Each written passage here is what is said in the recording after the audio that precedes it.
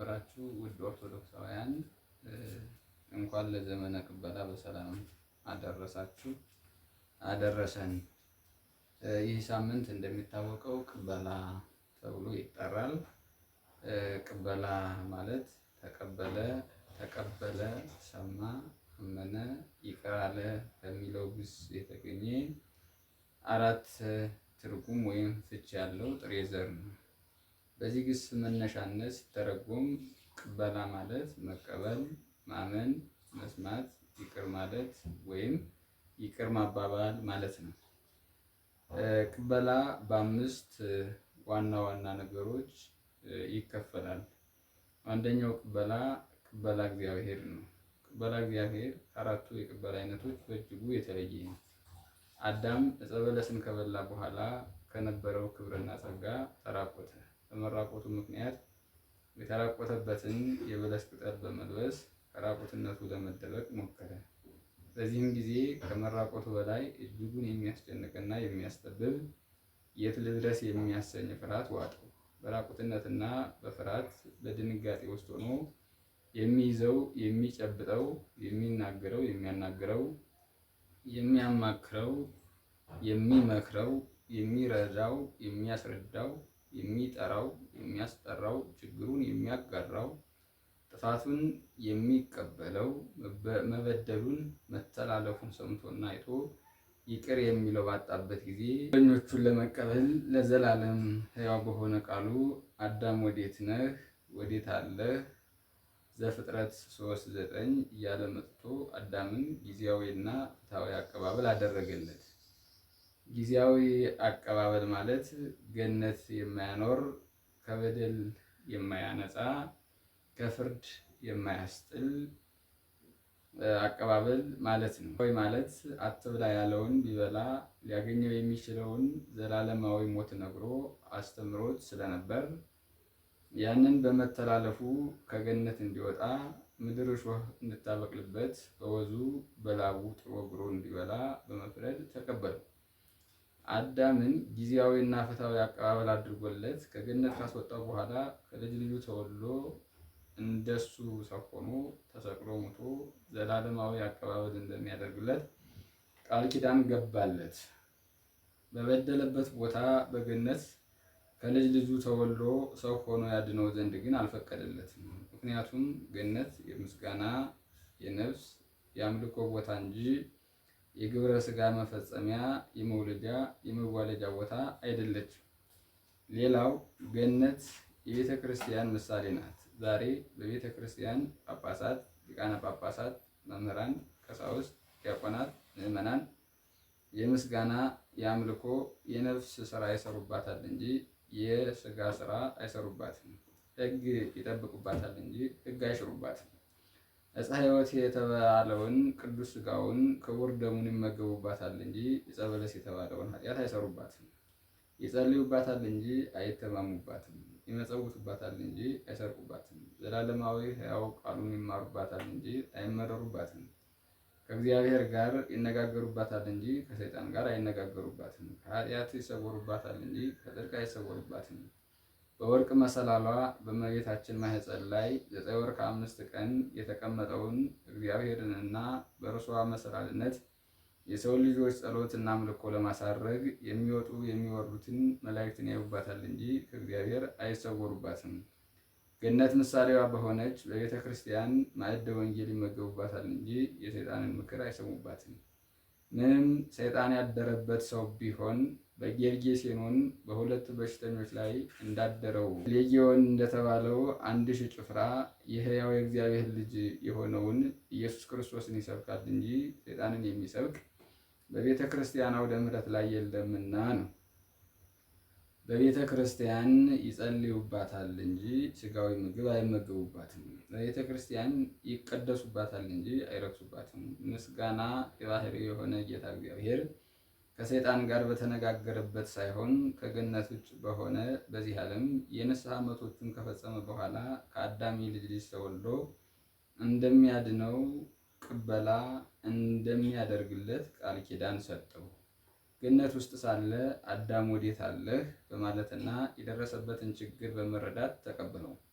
ከገነት ከወጣ በኋላ ደግሞ አዳም ባቀረበው መስዋዕትና በጸለየው ጸሎት በጀመረው ሱባዔ በእግዚአብሔርም የቸርነትና የይቅርታ ብዛት ምክንያት ከልጅ ልጁ ተወልዶ እንደሚያድነው በቃል ኪዳን ተቀበለው። የቃል ኪዳን ቅበላ አደረገለት። የእግዚአብሔር ቅበላ የሚባለው አንደኛው ይህ ነው። ይህ ቅበላ የተስፋ ቅበላ፣ የቃል ኪዳን ቅበላ ይባላል። ሁለተኛው የእግዚአብሔር ቅበላ ወአመበጽሐ ጊዜሁ ፈነወ ወልዶ ወተወልደ እምብእሲት፣ የዘመኑ ፍጻሜ በደረሰ ጊዜ ከሴት የተወለደውን ልጁን ላከ።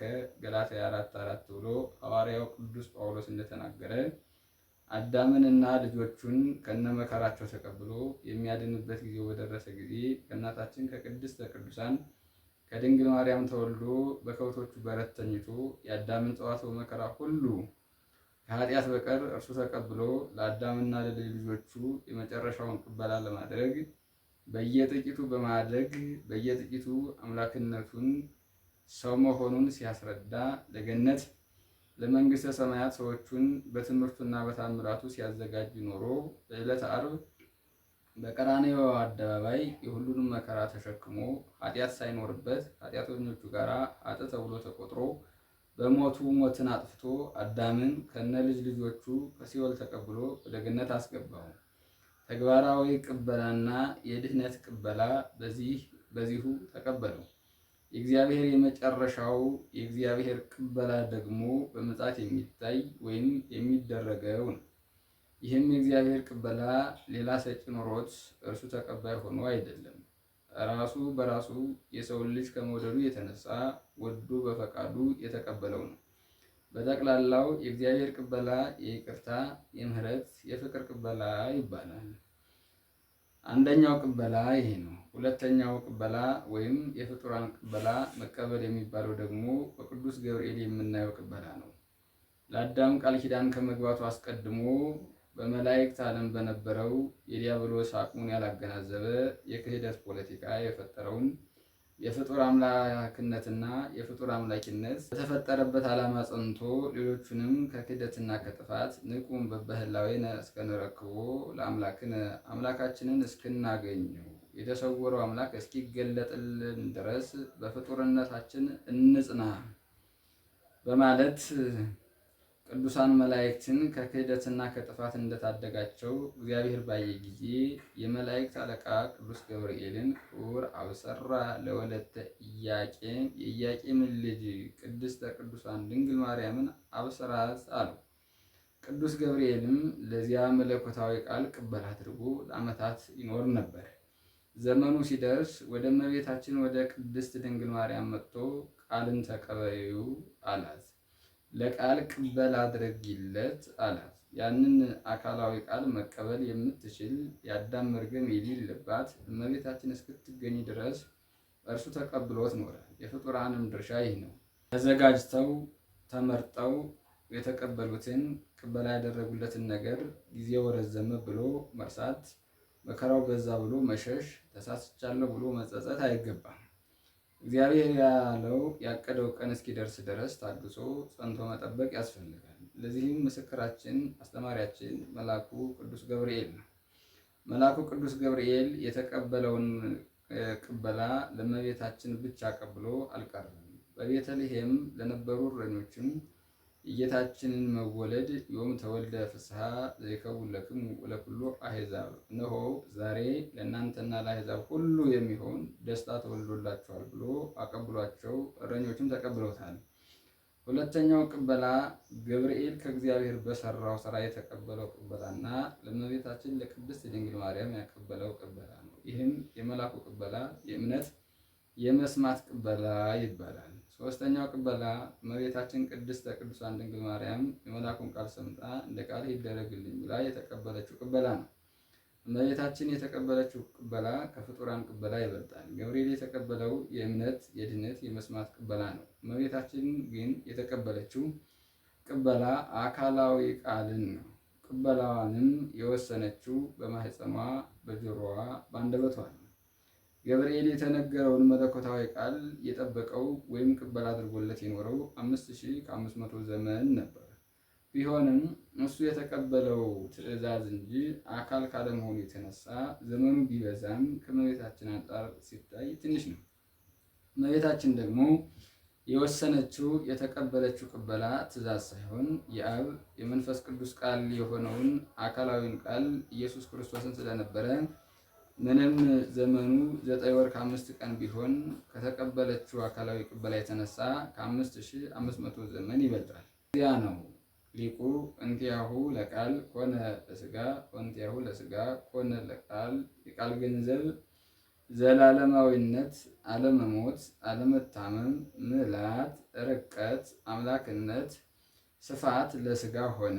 የሥጋም ገንዘብ መግዘፍ፣ መወሰን፣ መራብ፣ መጠማት፣ መገረፍ፣ መሰቀል፣ መሞት፣ መቀበር ለቃል ሆነ ያለው 7ቱ ሰማያት 5ቱ ዓለማተ ምድር በሙሉ መላእክትን ጨምሮ ፍጡራን ሊወስኑት የማይችሉትን አካላዊ ቃልን መቻል፣ መቀበል ወይም ለእርሱ ቅበላ ለማድረግ መዘጋጀት የተቻላት እመቤታችን ንጽሕተ ንጹሐን ቅድስተ ቅዱሳን ድንግል ማርያም ብቻ ናት። እመቤታችን የተቀበለችው ቅበላ 2 ነው። አንደኛው አባቷ አዳም እናቷ ሔዋን ያጠፉትን ንጽሕና ቅድስና መቀበሏ ወይም ለንጽሕና ለቅድስና ቅበላ ማድረጓ ነው። ሁለተኛ ንጽሕናንና ቅድስናን ተቀብላ በመገኘቷ በመልአኩ በቅዱስ ገብርኤል አብሳሪነት ቃልን ተቀበዩ ባላት ጊዜ እንደ ቃልህ ይደረግልኝ ብላ አካላዊ ቃልን መቀበሏ ነው። የእመቤታችን ቅበላ የአካላዊ ቃል የእምነት፣ የመስማት፣ የትህትና፣ የእናትነት፣ የድህነት፣ የንጽሕና፣ የቅድስና ቅበላ ይባላል። አራተኛው ቅበላ በእመቤታችን ወላዲት አምላክነት በኢየሱስ ክርስቶስ ፍጹም ሰው ፍጹም አምላክነት አምነው ከበዓለ ልደቱ አንስተው እስከ ነነዌ ድረስ የነበረው የአስተርእዮውን የመገለጡን ጊዜ በተለያዩ መንፈሳዊ በዓላት ላይ ልዩ ልዩ አልባሳትን በመልበስና ዝማሬዎችን በመዘመር ለእግዚአብሔር መገለጥ መሰክሩ የቆዩ መገለጡን አምነው የተቀበሉና ለመገለጡ ቅበላ ያደረጉ አማኞች ይገኙበታል። በተለየ መልኩ ደግሞ የኢትዮጵያ ኦርቶዶክስ ተዋሕዶ ቤተክርስቲያን አማኞች በልደቱ፣ በግዝረቱ፣ በጥምቀቱ፣ በቃና ዘገሊላና እንዲሁም በተለያዩ የጻድቃን፣ የሰማዕታት፣ የሐዋርያት በዓላት የእመቤታችንን በዓለ ዕረፍት ጨምሮ ታቦታትን ይዘው በመውጣት በመዘመር ሀገሪቱን ከተሞችን በመባረክ ለመገለጡ በሰፊው ቅበላ ሲያደርጉ ቆይተዋል። ይህ ቅበላ የተወለደበትን፣ የተገረዘበትን፣ የተጠመቀበትን፣ በሰርግ ቤት የተገኘበትን ፍጹም መገለጡን የማሰብ ቅበላ ይባላል። 5ኛው ቅበላ ከነነዌ እስከ ዘወረደ ድረስ ያለው ነው። ይህ ቅበላ ምዕመናን፣ ካህናት፣ ዲያቆናት የጌታችን የአምላካችን የመድኃኒታችን የኢየሱስ ክርስቶስን ጾም ለመጾም ዝግጅት የሚያደርጉበት፣ ጾሙ ስለደረሰላቸው ከደስታቸው የተነሳ የተለያዩ ምግቦችን የሚመገቡበት፣ ሙሽሮች ወደ እናት አባታቸው የሚጠሩበት፣ እናት አባት የተራራቁ ልጆቻቸውን ጠርተው በጋርደው የሚመገቡበት፣ ጾሙ ከመድረሱ በፊት በቤተሰብ መካከል ፍቅር የሚነግስበት፣ መተሳሰብ እንደ ፀሐይ የሚያበራበት፣ የተጣሉ ሰዎች የሚታረቁበት፣ የበደሉ ሰዎች ለንስሐ የሚዘጋጁበት፣ ጾሙን ለመቀበል አስፈላጊው ነገር ሁሉ የሚያደርጉበት ሳምንት ነው። ይህ ቅበላ መጻ መርአዊ ፍስሐ ለኩሉ በሰላም ጻኡ ተቀበሉ፣ የሁሉም ደስታ ሙሽራው መጣ በሰላም ወጥታችሁ ተቀበሉ እየተባለ የሚዘመርበት የነፍስ ሙሽራዋ ጾም መምጣቱን አይተን እሱን ለመቀበል የምንዘጋጅበት ሳምንት ወይም ቅበላ ነው። 6ኛ ይህ ሳምንት በተለየ መልኩ ዘመነ መራዊ ይባላል። በየቅኔ ቤቱ ያሉ ደቀ መዛሙርትና የቅኔ ሊቃውንት ያቋቋሙ የድጓ የዝማሬ መዋሥዕት ደቀ መዛሙርትና ያቋቋሙ የድጓ የዝማሬ ሊቃውንት በሰም የዚህን ዓለም ሙሽሮች፣ በወርቅ ደግሞ ቅዱስ ዮሐንስ መጥምቀ መለኮት ዘቦቱ መርዓት መራዊ ውእቱ ሙሽሪት ያለችው እሱ ሙሽራ ነው ዮሐንስ 3:29 ብሎ እንደተናገረው ሙሽሪት ቤተ ክርስቲያንንና ሙሽራዋ የሆነውን ኢየሱስ ክርስቶስን በማመሳሰል የሚቀኙበት፣ የሚዘምሩበት፣ ጾሙን ለመቀበል የሚያስተምሩበት ወቅት ነው። በዘመነ መራዊ በምሳሌ መዘመርና መቀኘት እንደሚገባ ደግሞ ራሱ መድኃኒታችን ኢየሱስ ክርስቶስ በማቴዎስ ወንጌል በ25ኛው ምዕራፍ ላይ አስተምሮናል። አሚሃ ትመስል መንግስተ ሰማያት አስሮነ ደናግለ እለነሳ ማኅተዊሆን ለቀበላ መርአዊ። መንግስተ ሰማይ ሙሽራውን ለመቀበል መብራታቸውን ያዘጋጁ 10 ደናግልን ትመስላለች በማለት ቀበላንና ዘመነ መራዊን አስተሳስሮ ነግሮናል። ከነዚህ ከ10ሩ ደናግል 5ቱ መብራታቸውን ያዘጋጁ ዘይታቸውን በማሰሮ የያዙ ልባሞች ናቸው። 5ቱ መብራታቸውን ይዘው ዘይቱን ያልያዙ ሰነፎች ናቸው። ሙሽራው በመንፈቀ ሌሊት በመጣ ጊዜ ልባሞች ያዘጋጁትን መብራት ይዘው ሙሽራውን ተቀብለው ከሙሽራው ጋር ገብተዋል። ለመብራታቸው ዘይት ሳያዘጋጁ የነበሩት 5ቱ ሰነፎች ግን ሙሽራው በመጣበት ጊዜ ለመብራታቸው ዘይት ሊገዙ ስለሄዱ ከሙሽራው ጋር ወደ ጫጉላው መግባት አልቻሉም። በኋላም ቢመጡ በሩ ተዘግቶባቸው ነበርና ከደስታው መካፈል አልተገባቸውም። ዘይት የተባለው ፍቅር እንደሆነ አባቶቻችን ተርጉመውታል። ፍቁረ እግዚእ የሚባለው ቅዱስ ዮሐንስ ከ4 አፍላጋት አንዱ በሆነው በፈለገ ኤፍራጥስ ይመሰላል። መጋቤ ሐዲስ ቃለ ሕይወት በዛ ትርጓሜ ብስራቱ ለማቴዎስ። ኤፍራጥስ ፈለገ ዘይት የዘይት የቅባት ምንጭ ነው። ቅዱስ ዮሐንስ ዘይት ቅባት ባለው ወንዝ መመሰሉ ቅዱስ ዮሐንስ እስመ እግዚአብሔር ፍቅር ውእቱ እግዚአብሔር ፍቅር ነው አንደኛ ዮሐንስ 4:8 ብሎ እንደተናገረው ራሱን ፍቅርን የወደደ ፍቁረ እግዚእ ተብሎ የተጠራ የፍቅር ሰው የአፍቅሮት መግለጫው ስለሆነ ጌታም ዘይታቸውን ያልያዙ 5 ሰነፎችን ከሙሽራው ጋር እንዳልገቡ ማስተማሩ ፍቅር የሌላቸው ሰዎች ቅዱስ ጳውሎስ ፍቅር ከሌለኝ ከንቱ ነኝ አንደኛ ቆሮንቶስ 13:2 ብሎ እንደተናገረው ከንቱ መሆናቸውን ከክርስቶስ ጋር ዕጣ ፈንታ የማያገኙ መሆናቸውን ያሳያል። ስለዚህ ዘመነ መራዊና ቅበላ አንድ ጊዜ መሆናቸው በአንድ ሳምንት መታሰባቸው ከምናደርጋቸው ዝግጅቶች የመጀመሪያውና ዋነኛው ይህንን ጾም ለመቀበል ፍቅር ቀዳሚ ነገር እንደሆነ እንረዳለን። ሐዋርያው ቅዱስ ጳውሎስ ገንዘቤን ሁሉ ለምጽዋት ሥጋዬንም ሁሉ ለውእየተ እሳት ለእሳት ብሰጥ ፍቅር ከሌለኝ የጠቀምኩት የለም አንደኛ ቆሮንቶስ 13:3 እንዳለው በዚህ ጾም ቁርሳችንን ለተራቡት ብንሰጥ ሰውነታችንን በጾም እሳት ብናቃጥል ፍቅር ከሌለን የምንጠቀመው ነገር እንደሌለ አውቀን አስቀድመን ይህን ሳምንት የፍቅር ሳምንት ልንለው ይገባል። ፍቅር የምንለው አንደኛው ከሰዎች ጋር መፋቀር ለሰዎች ፍቅር መስጠት ሲሆን ሌላው የምንጾመውን ጾም ማፍቀር ነው። ስንጾም ተገደን ሳይሆን ወደን መጾም ይገባናል። ባልወደድነው ነገር ላይ ብንሰማራ ትርፍ ማግኘት እንደማንችል ሁሉ የወደድነውን ጾምን ብንጾም ትርፍ አናገኝም። ያልወደድነውን ምግብ ብንመገብ እንደምንታመም ሁሉ ያልወደድነውንም ጾም ብንጾም መክፈልት ሲሹ መቅሰፍት እንደሚባለው ይሆንብናል። ጾማችንን ወደን እንጹም ወይም ለመጾም በዚህ ሳምንት እንዘጋጅ። ወስብሐት ለእግዚአብሔር። ይቆየን።